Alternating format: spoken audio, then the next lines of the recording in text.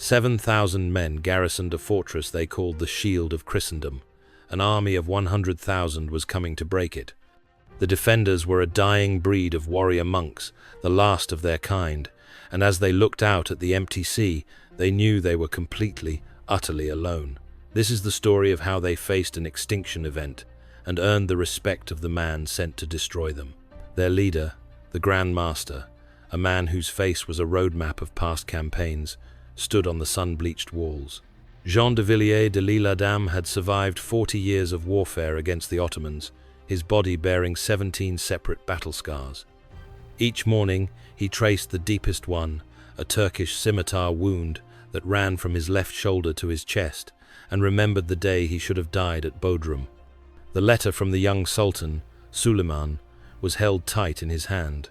It was not a negotiation, but a declaration of annihilation. The parchment was sealed with black wax, a death warrant in Ottoman tradition. Suleiman's words were simple: "Surrender the island, or I will leave no stone standing upon another, no soul breathing within your walls." For the Grand Master, a man in his 70s, this was the ultimate test. He had spent a lifetime fighting the Ottomans, but this felt different. It was a final, apocalyptic reckoning. He looked down into the city, not just a fortress but a home, and felt the weight of 2 centuries of his order's history settle upon his shoulders. In the narrow streets below, children played with wooden swords, mimicking the knights they idolized. Their laughter drifted up to him, innocent and pure, and he wondered if he would be the one to silence it forever. He thought of the generations of knights who had stood on these same walls, their vows echoing in the stone. He remembered being a young man, full of fire, dreaming of glory. He remembered his first battle, the terror that had frozen his blood until an older knight, now long dead, had grabbed his shoulder and whispered, "Fear is just excitement wearing a mask." Now he was that older knight, and there was no one left to whisper courage to him. Now, his glory would be to preside over the potential end of it all. He was now the guardian of that legacy, and he feared he would be its last. Miles away in the splendors of Constantinople's Topkapı Palace, Sultan Suleiman's ambition was absolute. At 28, he was already being whispered about as the greatest Ottoman ruler since the empire's founding. Surrounded by the wealth of a global empire, he listened as his viziers detailed the final preparations. The throne room was a monument to Islamic power, walls inlaid with precious stones, carpets woven with threads of gold, and weapons captured from a dozen conquered kingdoms. Yet Suleiman's eyes kept returning to one empty space on the wall, reserved for the sword of the Grand Master of Rhodes. His great-grandfather, the legendary conqueror of this very city, had failed to take Rhodes, a blemish on the family's honor. Mehmed the Conqueror had broken the walls of Constantinople itself, had humbled the Byzantine Empire, had reshaped the very map of Europe. But Rhodes had defied him, and that failure haunted the Ottoman royal line like a curse. For Suleiman, this was not just strategy, it was destiny. He would succeed where the conqueror had failed and carve his own name into history. He envisioned a world united under his rule, and this small island of defiant knights was the first stone that had to be swept from his path. On his desk lay detailed intelligence reports about every knight, every defensive position, every weakness in the walls. He had spent 3 years planning this moment. He looked at the maps spread before him, his finger tracing the coastline of the small island that defied his vast empire, and a cold fire burned in his eyes. Back on Rhodes, the Grand Master knew the coming storm would be a hurricane. Letters had been sent to every Christian monarch in Europe. The responses came back like daggers to the heart.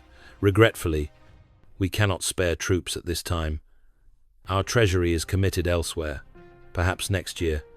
He pleaded with the kings of Europe for soldiers, for ships, for gunpowder, but a wall of silence was his only reply. They were on their own. The Grand Master gathered his council in the great hall, where the banners of fallen knights hung like ghosts. "Gentlemen," he said, his voice cutting through their despair, "if the kings of Europe will not help us write this chapter of history, then we shall write it ourselves. And we shall write it in letters of fire." He then turned his focus inward with methodical calm, declaring martial law. The city transformed. The cheerful chaos of the merchant streets was replaced by the grim rhythm of war preparation. Market stalls became weapon caches. Churches became hospitals. Every building was assessed for its defensive value, every alley planned as a killing ground. The air filled with the clang of hammers from the forges, where blacksmiths worked day and night, reinforcing armor and sharpening blades. The forges burned so hot and so constantly that the air above the city shimmered like a mirage.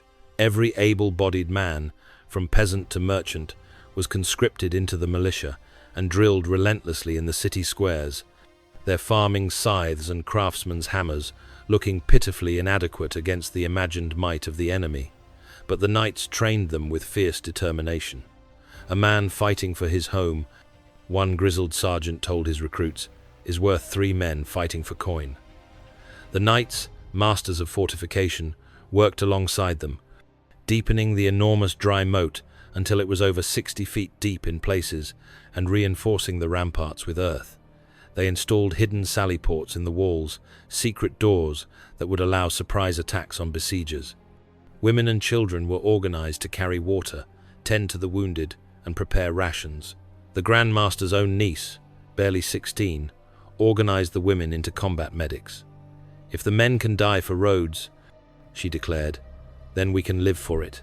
700 knights, a few thousand mercenaries, and the brave citizens of Rhodes, 7,000 souls in total, would be all that stood in the Sultan's path. As they sealed the gates, the mood was a mixture of righteous defiance and quiet, terrifying dread. The final act before sealing the city was a mass in the Cathedral of St. John. 7,000 voices raised in hymn, their song echoing off stone walls that had heard the same prayers for 3 centuries. They had done all they could, and they had no idea the true scale of the hell that was about to sail over the horizon. A lone watchman on the tower of St. Nicholas saw it first. A single sail, then another, then 100. His name was Marcus, a Greek islander whose grandfather had watched Turkish raiders from this same tower decades before. But this was different. This was not a raid, this was the end of the world made manifest. Within an hour, the horizon had vanished. The sea itself turned black, choked with the ships of the Ottoman Armada. 400 vessels, from massive, multi-oared war galleys to lumbering transports and swift frigates, formed a crescent around the island, a forest of masts and rigging that blotted out the sky. The largest ships were floating fortresses, their decks bristling with cannons, their hulls painted with fearsome designs meant to terrify enemies. A low, rhythmic thunder rolled across the waves, the beat of thousands of war drums, a sinister heartbeat for the coming slaughter. The sound was hypnotic and terrifying, designed to break the spirits of defenders before the first shot was fired.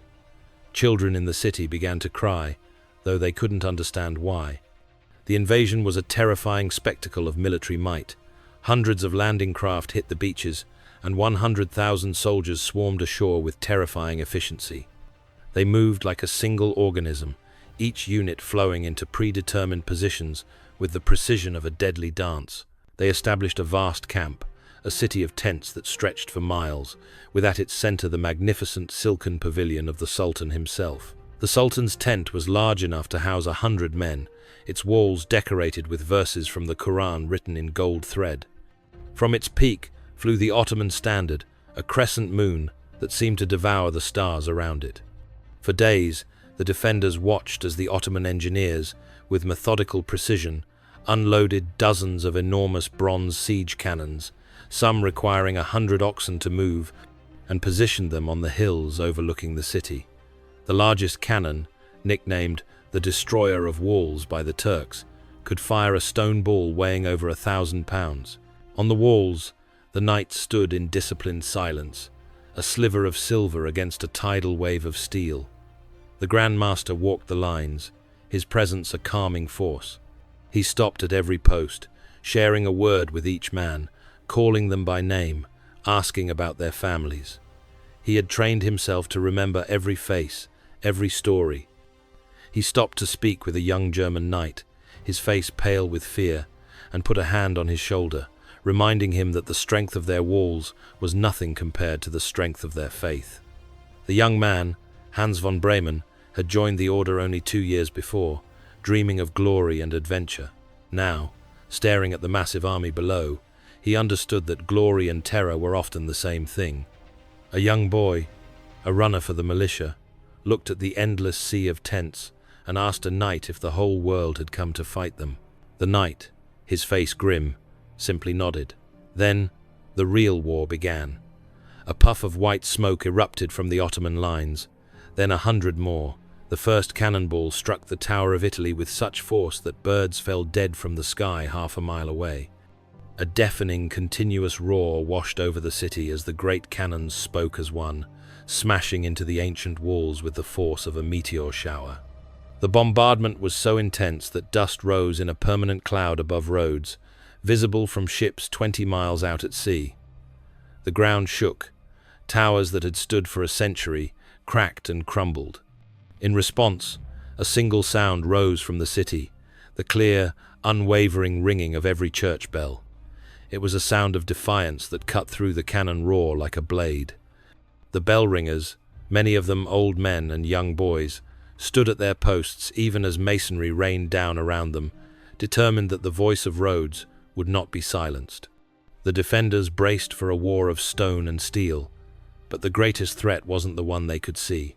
It was the one tunneling right beneath their feet. In the suffocating darkness beneath the earth, the only sound was the dull thud, thud, thud of a pickaxe. The Ottoman strategy was to blow up the walls from beneath.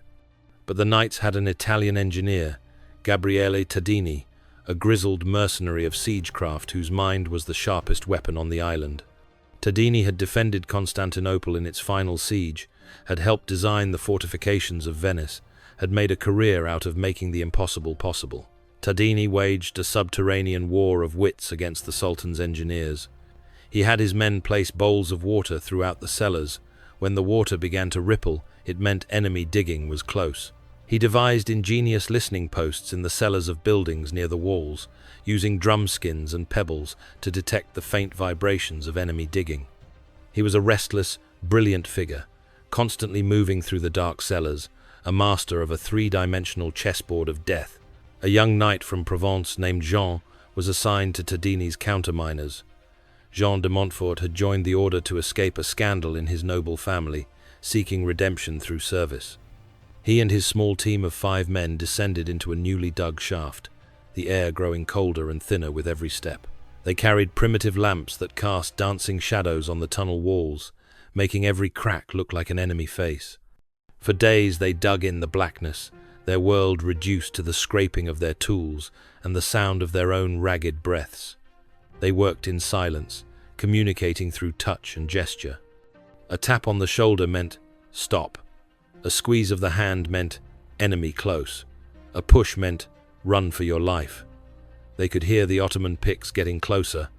The sound so clear, it felt like it was inside their own skulls. A constant reminder that tons of earth separated them from a swift, crushing death. Sometimes they could hear the enemy miners talking, their voices carrying through the rock like whispers from hell. Finally, their tools broke through. Jean peered through the small hole into the enemy tunnel, seeing the flickering light of their oil lamps. Armed with daggers and short swords, his team crawled through. The fight was a desperate primal struggle in the dark. There were no formations, no tactics, no honor, just men clawing and stabbing at each other in a space so confined they could barely lift their arms. There were no battle cries, only grunts, and the wet sound of steel finding flesh in a passage so narrow they could barely stand. Jean's team managed to plant an explosive charge and scramble back, lighting the fuse as they went. The fuse burned with a terrifying hiss, casting wild shadows as they fled through the tunnel. The resulting blast collapsed the enemy tunnel, but 2 of his men were lost in the cave-in. Jean returned to the surface, his face covered in grime and his soul shaken, a hero of a battle no one would ever see. All across the front, the ground shuddered daily with these subterranean blasts. The city began to feel like it was built on top of an earthquake. The psychological toll was immense. They had held back the darkness below. But now, Suleiman, furious at the delay and the losses in the underground war, was about to unleash his ultimate weapon. 10,000 janissaries aimed at a single, shattered wall. The Sultan's war council met in his magnificent pavilion as reports of the tunnel failures reached his ears. His Grand Vizier dared to suggest that perhaps Rhodes was not worth the cost. Suleiman's response was swift and terrifying. The old man was dismissed from service on the spot. "I am not my great-grandfather," the Sultan declared. "I do not leave tasks unfinished." The city was shrouded in a permanent twilight of dust and smoke. For 44 consecutive days, the Ottoman cannons had focused their fury on the bastion of England, reducing it to a jagged pile of rubble, a ramp of earth, and shattered stone leading directly into the city. An eerie quiet descended. It was the most terrifying sound the defenders had ever heard, the sound of an army preparing to move. Then, a single piercing horn blast echoed from the Ottoman camp. The horn was carved from the tusk of an elephant, its sound designed to freeze the blood of enemies. It had sounded at the fall of Constantinople, at the conquest of Belgrade, at a dozen victories across 3 continents. The first wave of Azaps, irregular infantry, were driven forward as cannon fodder, their purpose to exhaust the defenders and soak up their ammunition. The knights held their fire until they were almost at the breach, then unleashed a disciplined volley of crossbow bolts and cannon fire that tore through the charging ranks. The carnage was indescribable. Bodies fell in layers, the living climbing over the dead in their desperate charge toward the walls. The Azaps were cut down in droves but kept coming, a human wave that broke against the wall of steel in the breach. After an hour of this slaughter, the horns sounded again. The call was different this time, deeper, more ominous. The Azaps fell back, and behind them, the true threat emerged. The Janissaries, advancing in perfect, disciplined lines. These were the elite troops of the Ottoman Empire, men taken as children and raised to be the perfect soldiers. They knew no fear, no mercy, no loyalty, except to the Sultan. They poured toward the breach. But in that gap, a line of steel was waiting. At its center stood the Grand Master himself, 70 years old, and clad in magnificent gilded armor. His armor was a masterwork created by the finest smiths in Milan, but it was not vanity that made him wear it. His men needed to see him, needed to know he stood with them. The clash was apocalyptic, a savage, hand-to-hand maelstrom. The sound of the collision could be heard miles away, the ring of steel on steel, the screams of the dying, the roar of men pushed beyond human endurance. The knights, outnumbered 20-1, fought with the fury of men with nothing left to lose, using everything from broadswords to primitive grenades called fire pots that exploded in showers of burning pitch. The fire pots were Tadini's invention, clay vessels filled with Greek fire that burst on impact. They turned the breach into a vision of hell. The Grand Master was a whirlwind of destruction. He saw the English standard-bearer fall, and before the flag could touch the ground, he seized it himself, planting its staff deep in the rubble and roaring for his men to stand firm. The banner bore the red cross of St. George, and as it whipped in the smoke-filled air above the carnage, it became a symbol that rallied every Christian heart in the defense. He was wounded several times, but refused to leave the front line. For 6 agonizing hours, the battle raged. Finally, as the sun began to set, the Ottoman horns sounded the retreat. The assault had failed. The ground before the bastion was a carpet of the dead. Ottoman and Christian bodies lay intertwined, their blood mixing in the dust. The defenders had held, but the cost was catastrophic. The silence that fell was filled only with the groans of the wounded from the city's overwhelmed hospitals. They had won the battle, but everyone knew they could not survive the war. Weeks bled into a cold December. The great walls were shattered, looking like broken teeth in a skull's mouth. The city became a ghost of itself, haunted by the thin wail of widows and the cries of starving children. Food had run out. People ate boiled leather to fill the gnawing emptiness in their bellies. Then plague arrived, an invisible army moving through the streets, carried by rats that fed on the unburied corpses. The surviving knights, their armor blackened and faces gaunt, looked more like specters than warriors. After 5 brutal months, their gunpowder was gone, their food was gone. Hope, the final armor of the soul, had finally been extinguished. It was then that a lone rider approached under a white flag of truce. In his magnificent tent, Sultan Suleiman had received the staggering reports. 20,000 of his finest soldiers lay in hastily dug graves. 20,000 mothers in Anatolia would never see their sons again. While his generals urged him to order a final, overwhelming assault, the Sultan felt a growing, grudging respect. These knights were the embodiment of courage. To simply butcher them now felt unworthy of an emperor. His offer was not a demand, but a testament to their bravery. The knights would be allowed to leave Rhodes with their weapons, their sacred relics, and their honor intact. The civilian population would be spared. The Grand Master summoned his council to the one room in his palace that still had a roof. The debate was fierce. A young Spanish knight, Don Carlos de Herrera, slammed his gauntlet on the table, demanding they make one last charge and die as martyrs. But an older French commander, Sir Antoine de Morillon, spoke quietly of their sacred duty to protect the 5,000 civilians cowering in the cellars. To fight to the last man would be glorious, but it would also be a death sentence for every soul under their protection. The Grand Master listened, his heart heavy. His own code, the vows he took as a young man, demanded he die fighting, but his duty as a leader demanded he save his people. His acceptance of the terms was not an act of failure, but the ultimate act of leadership, a sacrifice of his own pride to save the innocent. On the first day of January, 1523, the great gates of Rhodes creaked open one last time. A small, silent procession of men in battered armor marched out. At their head was the Grand Master. Fewer than 200 of the original 700 knights remained.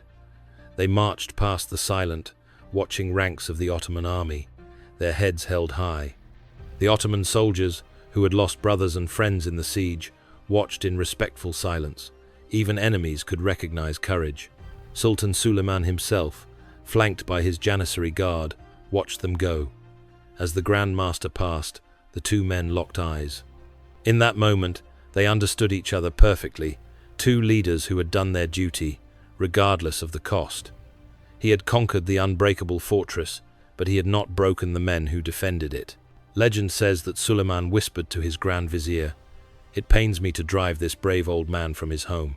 They had lost their home of 214 years, but they had won an immortal legacy, and 7 years later, when the Knights of Rhodes found a new home on the island of Malta, and Suleiman's successors came for them again, they would be ready. The lesson learned at Rhodes that some things are worth defending beyond all reason would serve them well. The story of the Knights of Rhodes is a powerful reminder that history is filled with forgotten heroes who stood against impossible odds. If you know someone who loves tales of incredible courage, share this story with them. The Siege of Rhodes is a testament to how a few, driven by unwavering conviction, can stand against the powerful and leave a mark on history forever. If you want to see more stories about the incredible battles and forgotten heroes that shaped our world, make sure to like this video and subscribe to our channel. If you know someone who loves tales of incredible courage, share this story with them. Thank you for watching, and let us know in the comments what piece of history you believe deserves to be told next.